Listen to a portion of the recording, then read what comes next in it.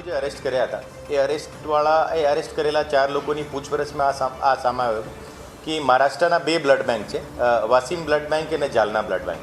એ બંને blood bank અહીંયાથી જે એ લોકો જે પ્લાઝમા ચોરી કરતા હતા, જે એડલ્ટરેટેડથી જેમને રિપ્લેસ કરતા હતા, એ જે પ્લાઝમા હતો એ પ્લાઝમા એને એ બે બ્લડ બેંકમાં વેચાણ કરવામાં આવતો હતો. તો એના જે બંને ઓનર છે એ બંને ઓનરને અત્યારે પૂછપરછ કરવા લાવેલા છે.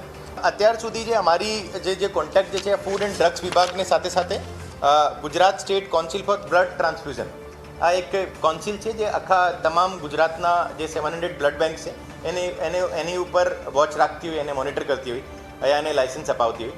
તો આ બોડીને પાસે જે ખરેખર બ્લડ બેંકને કઈ રીતે ચલાવવાનો છે, બ્લડ બેંક એસ્ટેબ્લિશ કરવાનો પ્રોસેસ શું છે, એ તમામની એસઓપી એમને પાસે છે.